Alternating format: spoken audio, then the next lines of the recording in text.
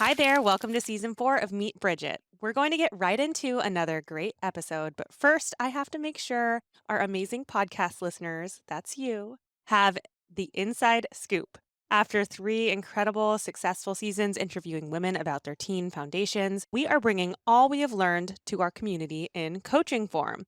Go to meetbridget.com/coaching to sign up for our latest coaching program ASAP. Hot tip, it makes a great gift for a bestie, daughter, coworker, you name it. And make sure you sign up for our newsletter on meetbridget.com.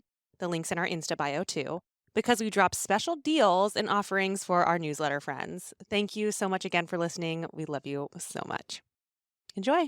What we've got here is failure to communicate. From sunny Southern California, we bring you Meet Bridget, a podcast for building confident communication and female badassery. We spotlight women who have bridged the gaps in their lives by building strong relationships and speaking their teenage dreams into reality. Another reason I love still maintaining discipline while traveling and adventuring is, for me, there's always been a surge of creativity when I go and travel while still working. Welcome back to Meet Bridget, a show that sheds light on the often untold teenage and young adult stories of successful women from all types of backgrounds and in all sorts of careers. This show is an extension of our confidence coaching service for young women. I'm Asha Gabriel, and I co host this show alongside my best friend and Meet Bridget COO, Kashia Rosenberg.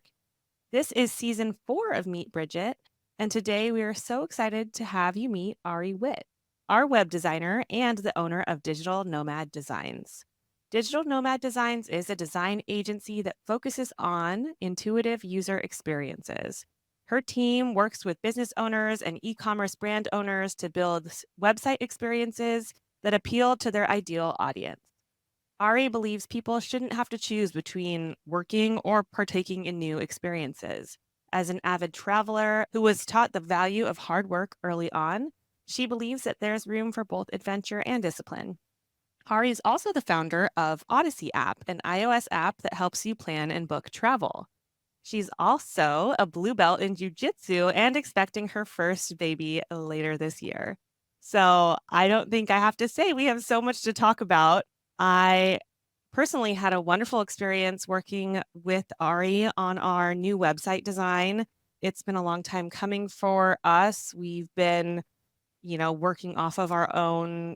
We designed our own Squarespace website years ago, and we were just making that work. And Ari really helped us level up our whole web experience. Go to meetbridget.com and check out her work if you haven't seen our website yet. But she really was able to hear what our brand was about. We have a really long established brand, and we're really protective of our audience and kind of the user experience of our brand. And Ari really listened and implemented that in such a beautiful way. So I'm so excited to get behind the scenes with her story and how she came to be doing what she's doing today and, where she came from. So Ari, welcome to the podcast. We're so happy to have you here. Thank you so much. I'm excited to be here. And yeah, I really enjoyed getting to know the brand a bit more as we worked on the redesign and kind of listening to some of the stories of other women that you've hosted. So glad to be here. Thanks, Ari. Well, let's take it right back to the beginning, where you were born, what your family setup was like. Take us back. Yeah, yeah. Okay, so I am. Well, I'm not too far from you both. I'm here in Orange County, California, specifically Dana Point, and grew up here most of my life. I had an interesting upbringing from birth to about 4, so it kind of played a big part in who I am in terms of business ownership and independence and travel. So, actually, from when I was born, my biological mom, actually didn't tell my dad about me until I was 4 years old. So, from being born until 4, there's a whole backstory there. But the quick version is that there was a lot of travel in between that time. Basically, a road trip, or we were constantly on the road from being born until 4. Born in California and San Francisco, and then for the first 2 years of my life. I obviously don't remember it, but we had been on the road all the way to Maine. So kind of traveling all throughout the north of the country. And so it was interesting. And although it was very like rocky and definitely not the ideal way to start life, I do think there's a part of it that probably, which I'm sure we'll get into, but inspired my passion for travel and then probably made me a little bit more independent, which I think is also a trait that helped me with starting a business. So that part in terms of what happened after that. So grew up in California. I went to UCLA for college. I went there for a degree that I've actually never done anything with. But before college, I was always really into like photography and design and actually got into UCLA with an art portfolio. But while I was there, it was like right after the '09 recession. So there was a lot of pressure to get into a field where the job outlook would look more promising. So I got a degree in environmental science, but yeah, like I said, I didn't do anything with that. After college, I fell into a role that I can get into. So it helped inspire me to get into travel and then eventually business ownership. So after I graduated college, I saw an ad on Craigslist for it was like a very administrative role for a company that's actually really well known now. It was for Thrive Market. So they're a big Uh-huh. company now. It's one of their first employees, very much like data entry administrative, but then it evolved into like online visual merchandise and that evolved into like user experience design and designing their homepage and selling slots on their homepage and product pages. I was with them for 4 years. While I was there, I took a 2 week vacation. I had kind of been inspired by Instagram travel reels and like seeing some other places. So I took this 2 week vacation. I went backpacking in Bali and Thailand by myself. And while I was there, I decided that I would come back and which I did. I came back. I gave I think it was a 4 week notice, and then decided to start a business. So that leads me to where I am now. My business I started in 2018, so 6 years now, and yeah. So I'll stop there. But that's that's a bit about my background.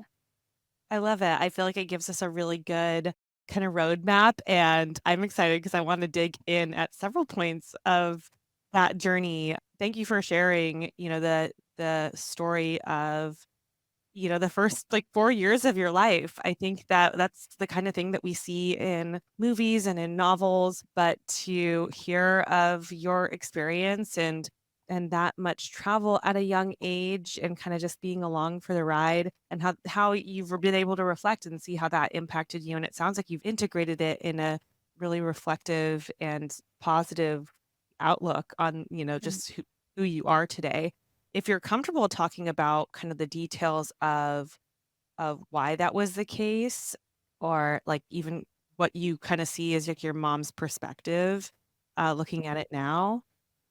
Yeah, I mean, it's more of a legal thing. So my biological mom too is Yeah. we'll like talk sometimes now, but my stepmom is who I call my mom, and she's been with my dad basically since I was like 5. So I actually Mhm. consider her my mom. My biological mom was yeah, it's interesting. I've like talked to her at this point, and we're on great terms now, but she was in a difficult place of financial issues, so she was actually like on the run, and in just like legal issues during that time. I guess in her mind, the best solution was to run.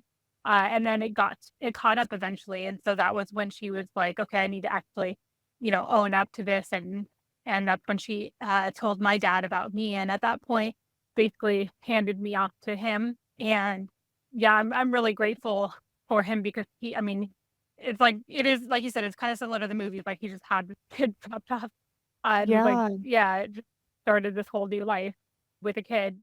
So basically, from 4 is when I started living with my dad, and then shortly after, got into preschool. And in preschool, I had this best friend. We would go on play dates all the time, and then her mom and then my dad would always meet because we wanted to have these play dates. And then they eventually decided to start dating. And so, it's funny, their first date was basically taking us to go see The Jungle Book in movie theaters, and then, like, fast forward much later, she's now my stepmom, who I call my mom. So it's like every preschooler's dream is to become sisters with Yeah. their best friend. So I'm That's really grateful for amazing. how yeah, for how it worked out. I gained a lot of, valuable life lessons from my mom and my stepmom, who I call my mom, that, like, basically helped me at, with who I am as a business owner. So I'm grateful for how it worked out. Wow. I mean, it really is like a movie, like so many points. Yeah. Do you have memories of the period of your life when you were kind of on the run with your mom? Do you have like That's funny. I mean, it's Yeah. before 4, it's so interesting, right? Because like, I Yeah. think about my life before 4, and I feel like I have memories, but I don't know if it's just because I watched, like, home videos of myself at that time and have Yeah. kind of, like, integrated that into my quote, unquote, "memory," but that there's all that, especially being pregnant now and, Mhm. thinking about childhood and everything, everyone's telling us as moms or moms to be how important, like, those formative years are of children's lives and how it Yeah. imprints on us for later. Do you have, like, memories or takeaways or even, like, trauma from that experience of being on the run, or from your perspective, was it just all you knew? Yeah, I have really vague memories. Like you said, though, I don't know if it's like actual memories or if it's because we have photos from that time. I do know in the Mm, later years, like 4, we like so there was 3 places that we actually lived in between all this driving around the country. I lived Indiana and then Texas and then Boise, Idaho. And I do remember a little bit of Boise because I think that was probably because it was like at the tail end of that period.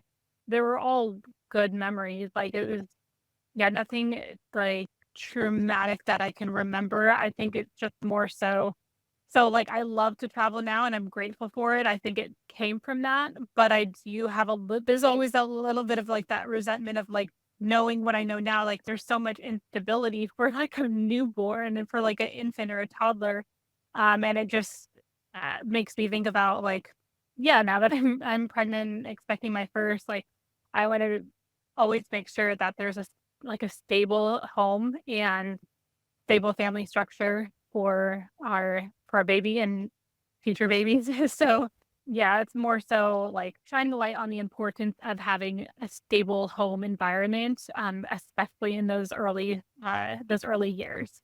thank you for sharing that. I do think it's pretty beautiful, like, the story of, your first of all, that your dad was like, "Okay," like, "I got you," and then to think of the kinda dad that would be like, "Okay, I'm gonna set up play dates for my daughter's friend," and how Mhm. that kind of happened, how they, like, not only did your dad step up to the plate, but then, was given a partner and, Yeah. kind of even broader support system for you after you'd, been on your own in a lot of Mm. ways for a while, is really a special Yeah. story. And hearing too, my experience of working with you, I noticed how adaptable you are. You definitely, I was so impressed by your portfolio of work before working with you.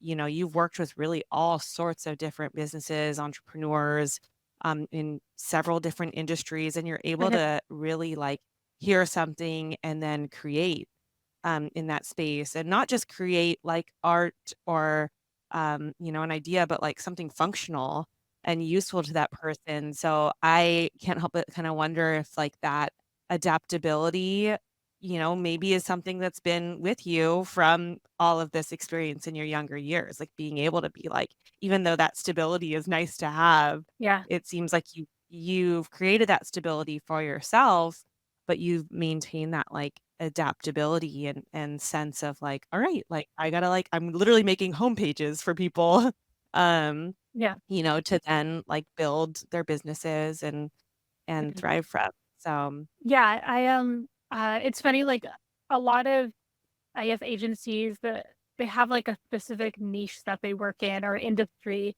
and I'm like, we don't really have an industry, like, we're not catered toward like, roofers or restaurants or whatever, like, we work with so many people, and I think it's more so because of, like, the business owners themselves. Like we work typically directly with the business owner, or sometimes it's their assistant or their team.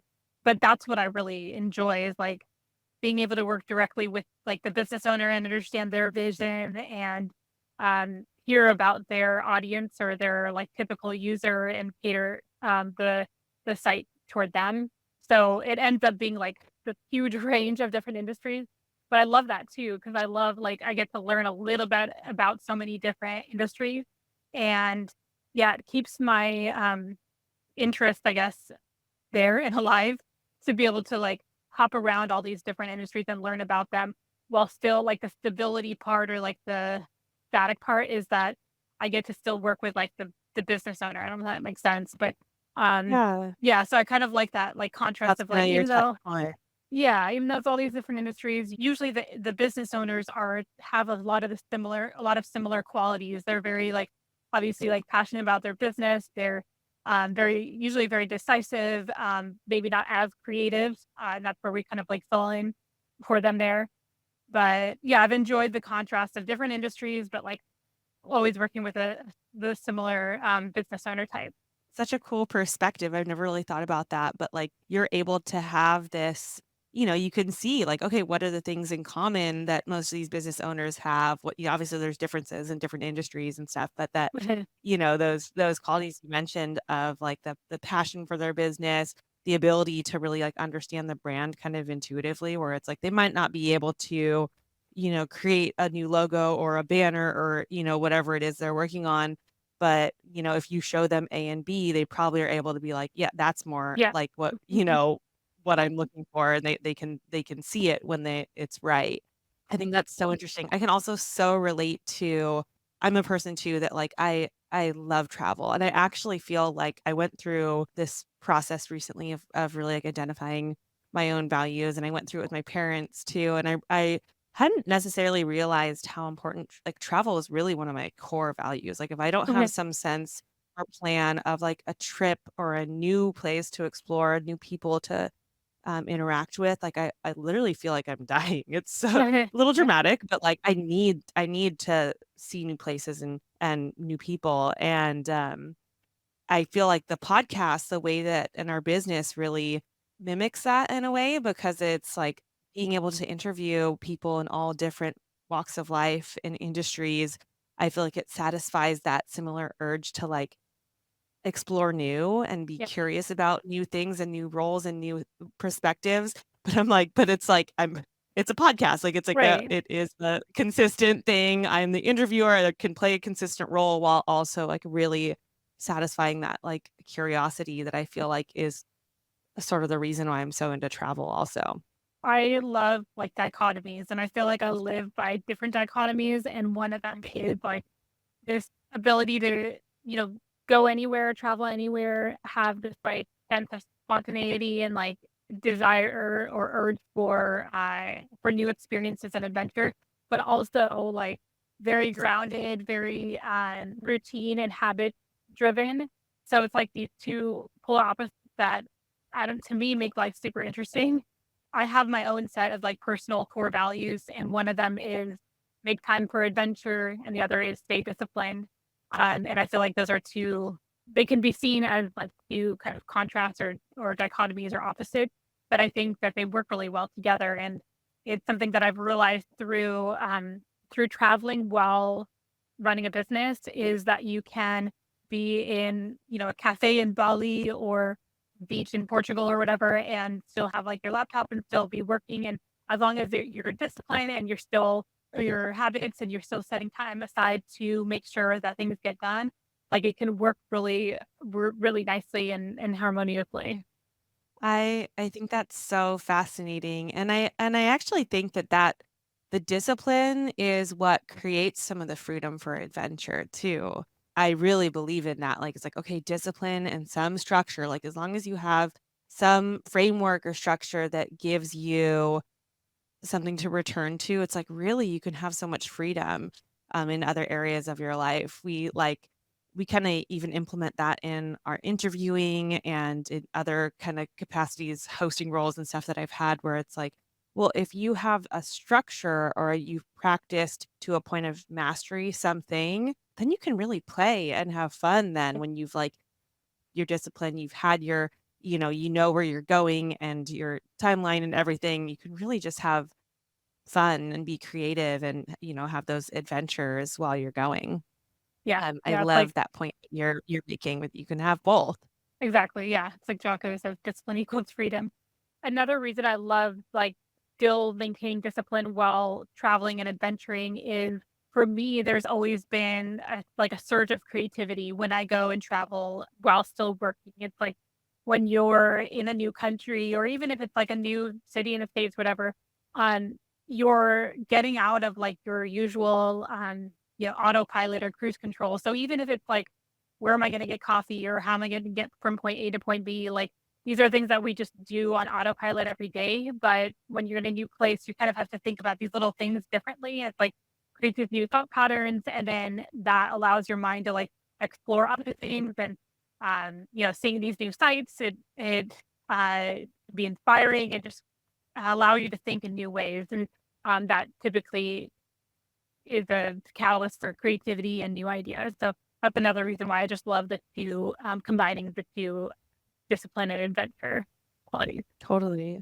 It's almost like having to make those micro decisions forces you to stay present too. Mhm. I always Yeah. find like I come back from travel, even if I'm like eating whatever I want and, having fun and stuff, it's like I always come back feeling like just lighter and rested. Like even if I didn't rest that much, and I think it comes from that just sense of like having to be present where you are and making those little micro decisions to even see like, okay, like where are we gonna get breakfast? What are we gonna do? And I love that point. Okay, well, I want to go back to your timeline. Okay. What a fun story. Like literally your preschool best friend, you became sisters. Can you tell us a little bit about that relationship and if it changed over time, what role she plays in your life to this day? Tell us about that sisterhood. Yeah, that's interesting. So, so we were best friends in preschool, and continued to be, or probably like through part of elementary school. Although we did end up going to separate schools just because they were not married yet. Anyways, just logistics there.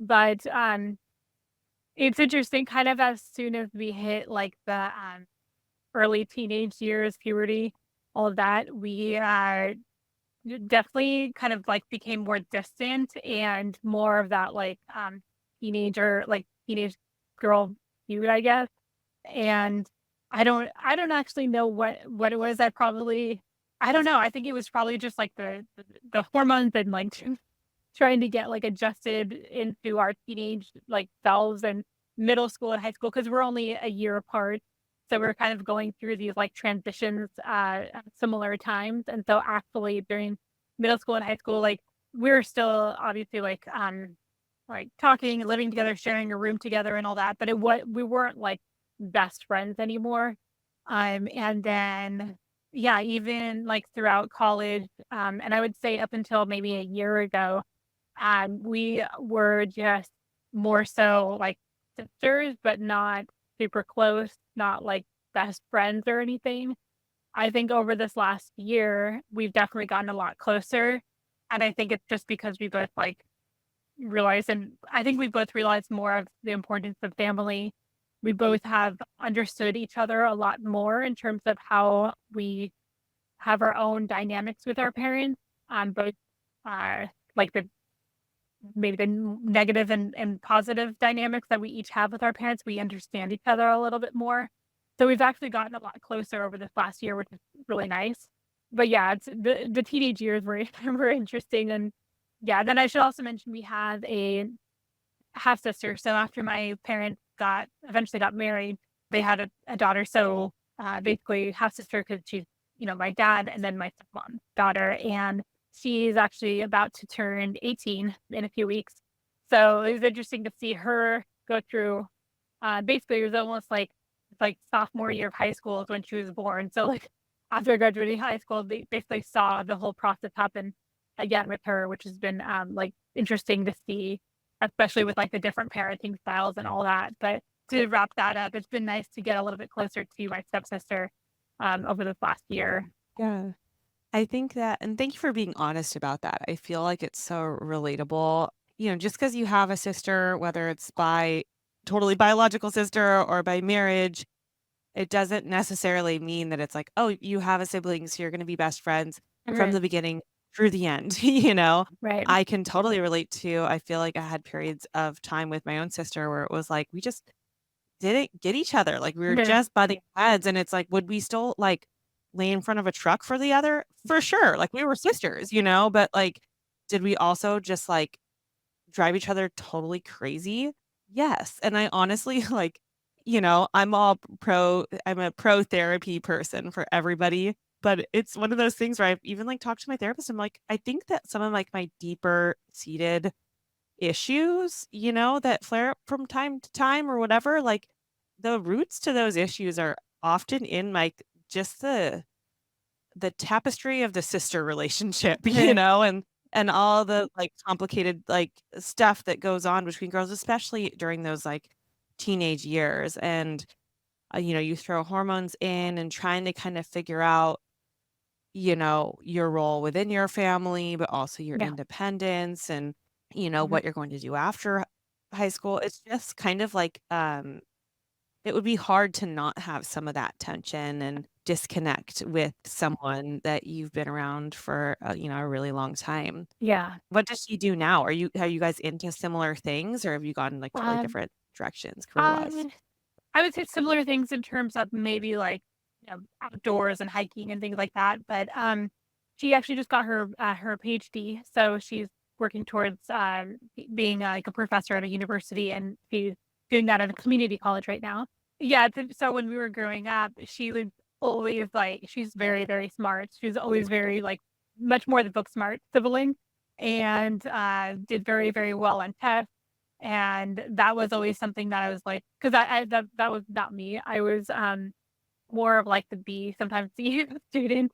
No matter how much I studied, I felt like I was not a good test taker, but I was very much into the extracurriculars, like started the photography club in my high school and did the cross country and track and all the races and stuff. So that was like my way of like trying to, I guess, I was gonna say earn my keep, or just like, Yeah, did your impress, thing, yeah, or like, my way of like trying to impress and satisfy my parents, because I knew that she had it covered with like the good grades and all of that. It's interesting because that kind of like, it kind of show we can you can kind of see that in how our paths are now, because she is, PhD, graduate, going into that educational, or, I guess educator role. I kind of went more of like the non-traditional creative route of starting something, different. But it's cool. I mean, like there's no one way that's better than the other, but it's been nice to see kind of like our different paths. And yeah, like I said, in the recent year, we've kind of connected more. I think because we're both seeing like the importance of life in a different way, which is like more family values and making time for that, and our pets and our future family plans and all of that. So I think that's so cool. I mean, I am sitting here and kinda just thinking about sisterhood in general, and I definitely felt like because I had an older sister who was, like, impressive on a lot of levels, really smart and beautiful, and I remember kind of we were both academic and stuff, but I feel like I remember, like, I joined, like, the golf team in high school, and if I look at, like, the why behind that, no one in my family golfed, but I was like, I wanna do something different." I felt like there was this kind of urge in high school specifically because we were both, we looked kinda similar, we were from the same family. It was almost like the ways that we were different, like, during high school, it's almost like you take the ways you're different, and then you almost, like, lean into them a little bit, like, you wanna become even more different than your sibling, Mhm. which then creates conflict between the 2 of you, right?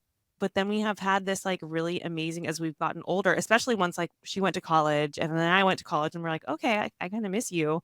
We would still fight and stuff, but then it's like we had, our first kids at the same time, and I feel like it was such a nice moment for us because it was like, "Oh, wait, like, yeah, we've done different things, and we obviously are different in some fundamental ways, but it's like we actually now it's like we're in a place where it's like we're celebrating the things we have in common, which like Uh, you reflect on like, oh wow, like growing up in the same family really gave us like, our values are so similar and our tastes are really similar too. And like where before it was like we'd get mad at each other for like liking the same things because we're supposed to be so different, you know? And now it's like, oh well, of course we like the same things. Like we Grew up grew up together. together, Yeah. and celebrating your similarities later too. Mm. And you all are a year apart as well? We're 2 years 2 years apart. apart. Okay. Yeah, so we're, Yeah. like, in high school at the same time. We have a younger brother too, but he was a few years, like 3 and a half below me, so we were never really in school at the same time, so it's like my sister and I were very much I felt like because we were in school at the same time, it was like and we were both, like, 6 feet tall, It was like, it's nice to have that, but it's also like there's a natural comparison that happens between the Similar. 2 of you, and we were very aware of that, I think, in high school, so Yeah. I hear patterns like this with siblings sometimes. I mean, sometimes they're siblings where it's like, "We've been best friends from the beginning, and we stayed best friends." And I'm like, "That is so awesome." Like, God bless. Because But we're it's always like that. close in age, maybe it's like our version of like competition, I guess, like because we're both Yeah, going, where it's like totally. Well, and it's like inherently, it's like getting into different things is almost a way of like fighting that sense of competition because it's like, well, I don't want to like try to do the same thing as you. I'm going to try to do something different or be right, someone different from you. So then we're not competing really, like, but it's still a competition because it's like, okay, well, what thing is going to be like the better one or something. It's right. just like it's hard to figure out that sense. And then I think you get into life and you realize like life is tough and ups and downs, and it's like, what a cool thing to have a sister, and, like, why Mm. would we waste energy competing with each other when we can, like, celebrate each other and uplift and help each other, and, like, Right. you have that extra person as an asset, you And know? then, I love geeking out on, like, sisterhood and sibling dynamics yeah, and it's stuff like that and how definitely it kind of really shapes you. definitely something that I'm keeping in mind for this kid coming up, and then any future ones is like what that dynamic is going to be like. I don't know whether it's something that you can like when I think back about my me and both my sisters and all of our dynamics. Like I don't know if it's something that you can really control from a parent perspective, but I guess maybe it's just nice to have that awareness of what it is, what it could be. I know.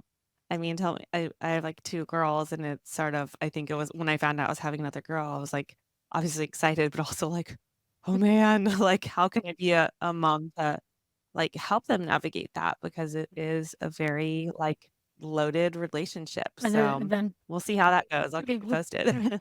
Okay, so you're talking about your sister by marriage.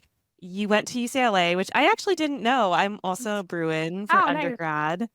So tell us a little bit about that because I think that's also so relatable, like kind of choosing, especially on the tail end of a recession, that pressure to choose a major that would seem to be lucrative or lead to some kind of stable job. Tell us a little bit about that kind of decision-making process and when you realize like, like I'm probably not going to use this or Right. be able to like build my life on this. Yeah. So my parents always deny this, but I swear they're I mean, from my recollection, my memory, about a year into being in art school at UCLA, they questioned whether my art degree, it was like a mixed media art degree.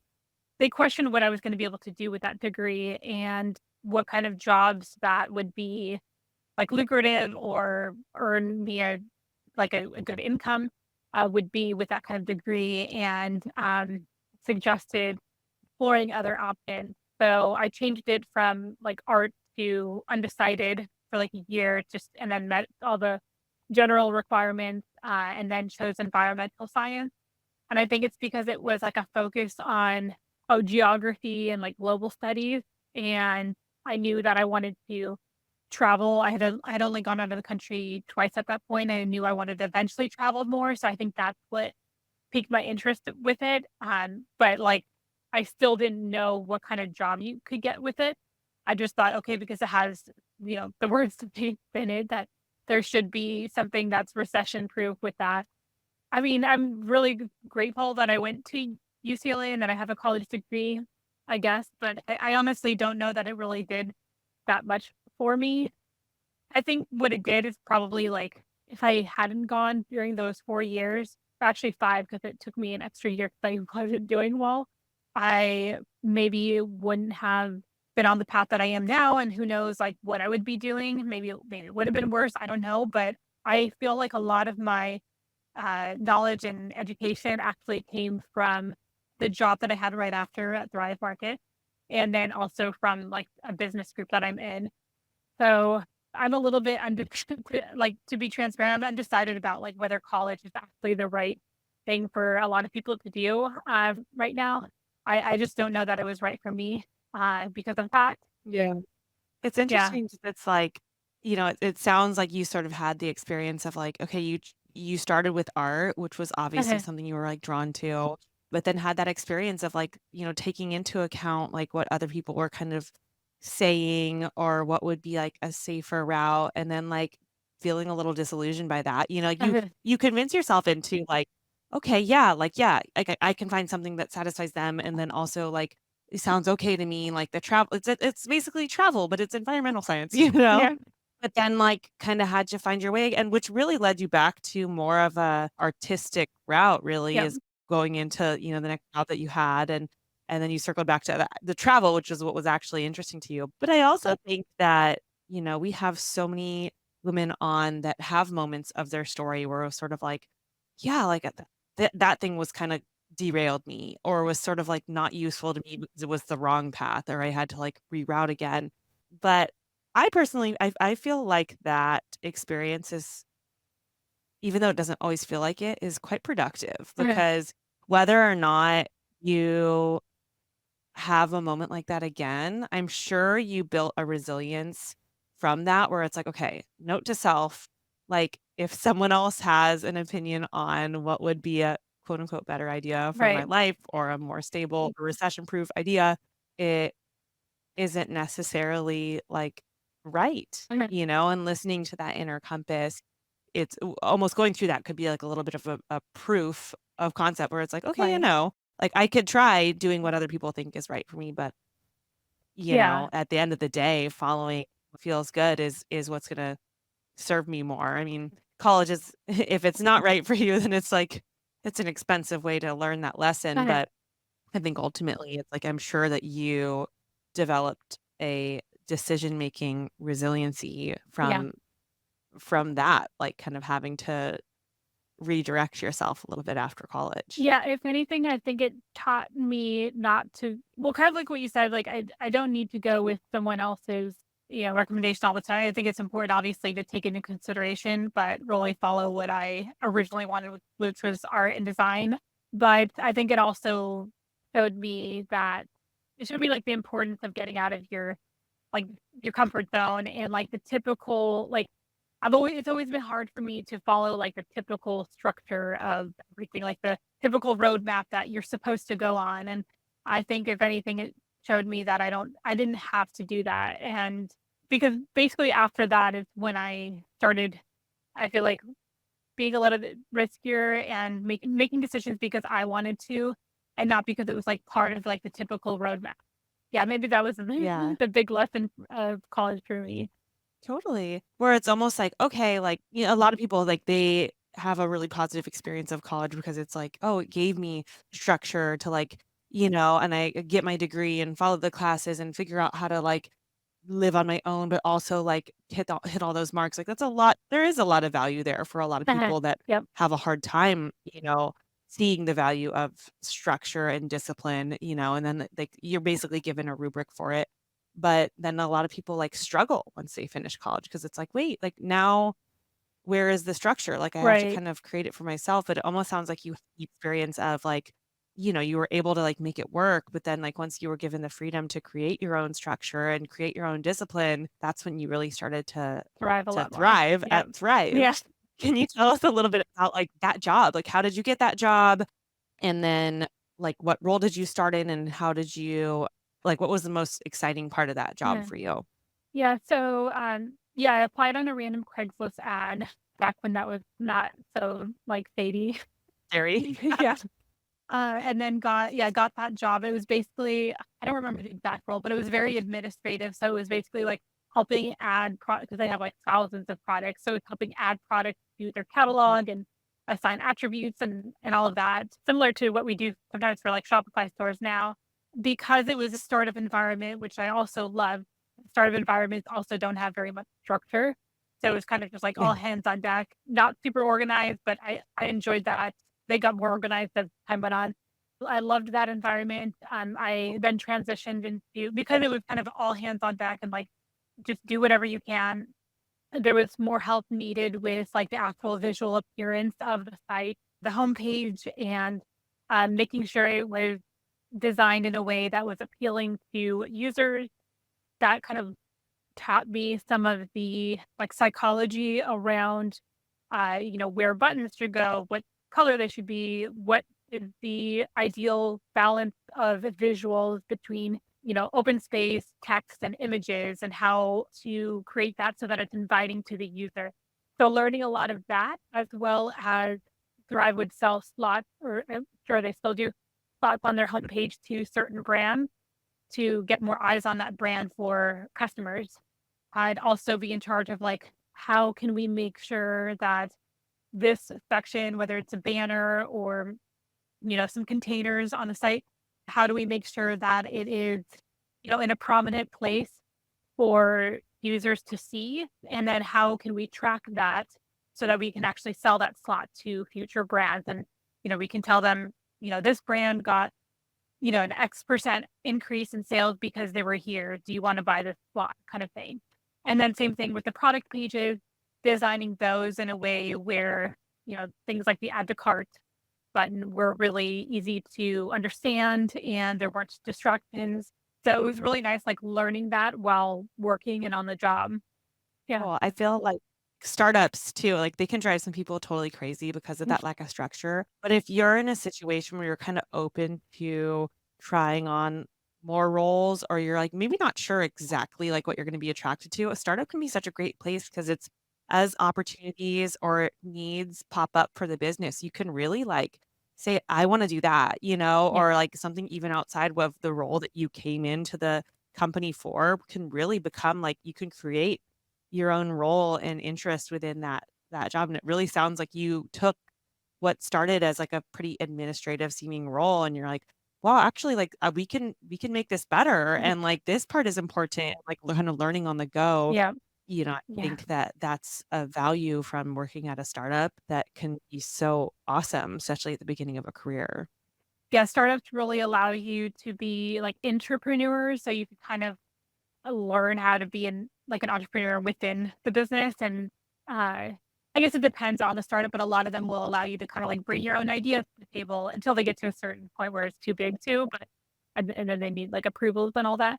But especially in the beginning stages, it does allow you to kind of get an idea and feel for what it would be like to have a large say in a company, which I think is like with part of what piqued that interest of having my own business. I love that. So you mentioned you left to travel, and Mhm. when you came back, that travel experience really made something click for you that it was like, "I'm gonna do my own thing, like, I can make my own business." Can you tell us I mean, that takes a great deal of confidence to, leave a place like that where you had learned a lot and you had a positive Mhm. experience. Can you tell us a little bit about, like, was there a moment on that trip that just, like, sticks out to you or made you realize that it was time to take that leap?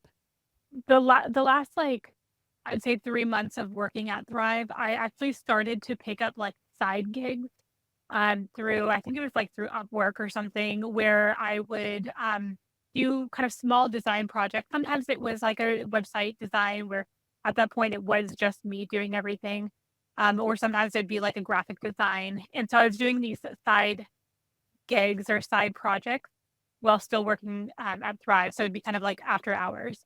When I took the 2-week vacation from Thrive, I still had these side projects that were coming in. So I had like the opportunity to, when I went to Bangkok, Thailand was the first one, and then Bali in Indonesia for the second one, or the second leg of the trip. I was finding time during the day to like go to a cafe and like work on these projects. I just loved the idea of like being on a laptop in like the Khao San Road in Thailand, And, having this like completely different visual in front of me where it's like tuk-tuk driving by and like people with like food carts and, street vendors, or like in Bali, like being in a cafe and like there's rice fields everywhere, or there were a lot of other digital nomads who were also there, and like monkeys like just hanging off trees. Like it was just so cool to be in a different environment and different scenery, but like still getting stuff done and completing projects and getting paid for it and all of that. They were like really small projects, not enough for me to live off of. So, I knew though that I needed to like give up one thing in order to earn a living. So I wouldn't say there was like a specific moment. It was probably that whole trip that I realized like I wanted to keep doing that. I wanted to keep working on all these different little projects for a variety of different clients, but in different locations and different cities around the world. So that whole trip is what sparked me to give my notice there. They were really understanding about it. And then after that 4 weeks, or even during that 4 week notice, I started picking up more clients and really just being very intentional and like just diligent and disciplined about reaching out and getting new clients and providing a service that was like so good that other people would refer me. And that's kind of what's happened over these last 5 or 6 years. Well, I can totally attest to that. I feel like, when we were looking at, who should help us with our new website, we interviewed quite a few people. And one of the things that really stuck out to me, because, as a business owner, especially with a business that has a mission, I feel like you get kind of precious about that mission. It becomes really like your baby. And you said to me, after you were kind of like asking a lot of really great questions about that user experience, the function of the website, what we were working with and what we kind of envisioned. But you ended by saying, that you really connected to our mission and that you felt that way because you had, sisters and you could see the value of the tool that we're creating for young women. And that really left an impact on me. I felt like, okay, this is someone that gets it. Like that I feel like if we brought her on, she'd be invested in the end game of the project. And I don't think that that's necessarily uniform in the industry. I also think that this idea of the digital nomad for someone has never heard this before, the idea is basically just the internet has created so many different roles and jobs that like there's so much more capacity for someone to be working from any place in the world. I mean, we've seen this post pandemic and stuff with people working remotely more Mhm. and kind of just plugging in from all different parts of the globe. And our podcast editor actually she works as a digital nomad Oh, all the nice. time, and started her own business and has employees that are, from all over that she's brought on to help support her and, shares that passion for being able to like travel. And she would like backpack and, work physically in different areas and stuff and really just thrived with that. Can you tell us a little bit about, because obviously you work with other people now. Can you Mhm. tell us about building your business and maybe when you realized you needed to hire out and have some help with what you're doing? So, I would say the first 2 years, maybe year and a half, it was just me. With the occasional, like if we got too busy, I would find somebody who could help at least with the development side because that was not my strong suit. But in 2020, we got really busy because so many people had to keep their businesses online and really make sure that their sites were very optimized, or people who had brick and mortar stores who wanted to also have an online store for obvious reasons. And so during that time, we ended up expanding the team. Actually, I believe I had 2 employees by then. And then in 2020, actually hired a few more designers, and our team was up to about 7 by early 2022. I then went through a probably the hardest lesson that I'd been through during business, which was there was something that wasn't right in my training of certain people on like the team where I didn't do a good job with explaining how to communicate well with clients. And so there was a dip in our client services or communication or feedback, like the feedback we were getting from clients was not always positive. And so there was like a difficult point in 2022 where we had to move the team size down and let go of some people because I realized I needed to get back to that more hands-on client communication so that we could really focus on me being the person who's communicating with the clients, which is what I do and I enjoy. That was another thing is like I felt like I was missing out on the thing that I really enjoyed. And so got the client communication and that process to a higher level. Well, and then at that time we were also able to focus more on having much better design as well. On the development side of sites has always been like top notch and we've always had great people on the team for that. So now we are at 5 people, including myself, so 4 other team members, and people who are specific to design, development, copy, and then me who's doing the client communication. So that's kind of like what the journey's been Thank you for like. sharing that. Yeah, and I think it's important for people to hear, like, starting a business isn't all like, okay, and then my rocket chick took off and I got everything right, and we're just growing in a vertical way. It's like, I think it's so real that it's like you have to often it's like our most important and often most lucrative lessons come from making a mistake or realizing like, oh wait, we have a gap there, or we need to like scroll it back a little bit so that we can grow forward in a better way, a stronger way.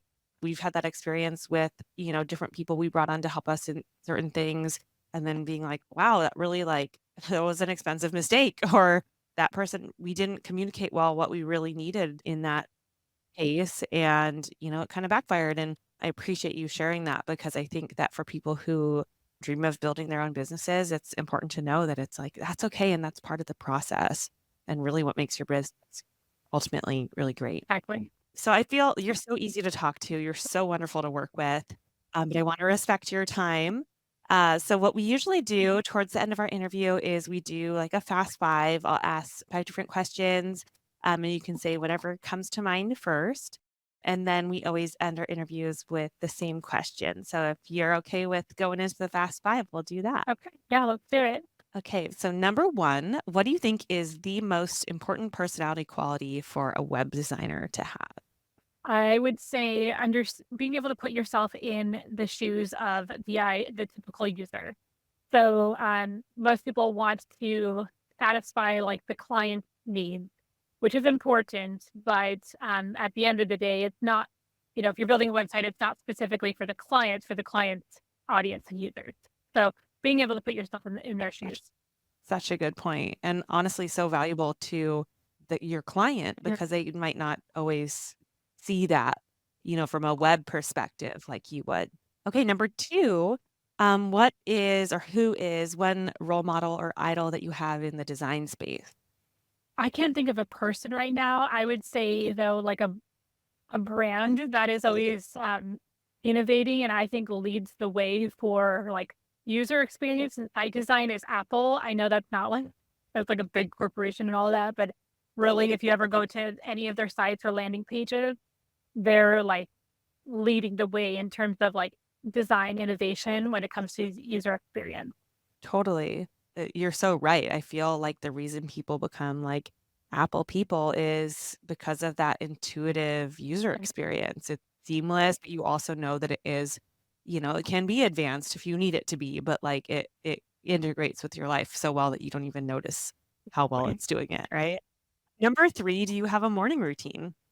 I do. It has changed a little bit since being pregnant, but I'm trying to get back into it now that I have like the second trimester energy back. So typically it's chugging water, it is writing. I always like to write 10 things I'm grateful for. It's also prayer.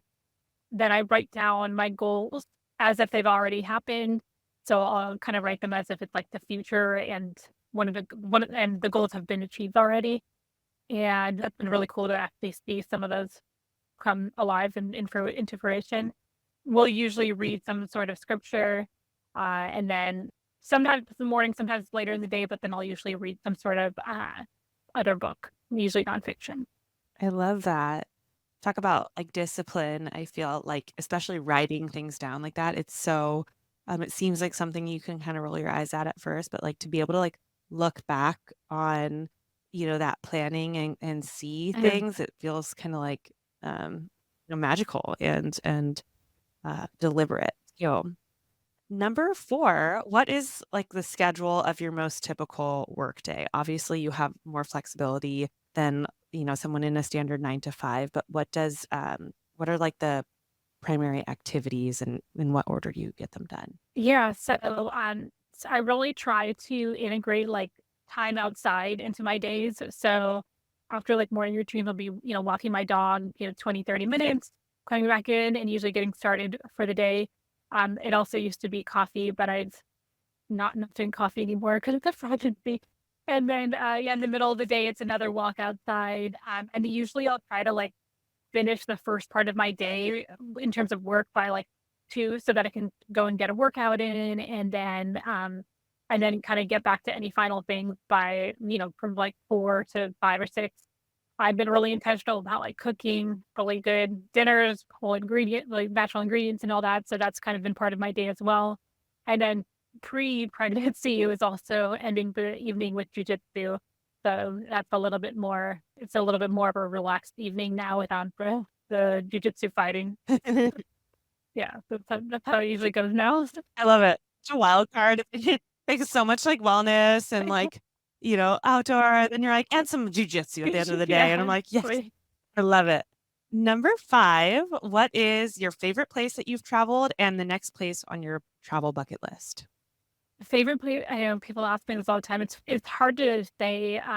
There's a few. So one of them was Egypt. But specifically, like I went to the pyramids and all that, but we went to another city called Dahab, and that's where I got my scuba diving certification. So I loved that. It was Mm. like such an amazing experience to be. I think we went as far as 60 feet under, and that is a memory that I'll always have. And then just a couple other places real quick. I love Italy for food and just the history and also being able to see architecture that is still intact and beautiful. Not as often that you find architecture like that now.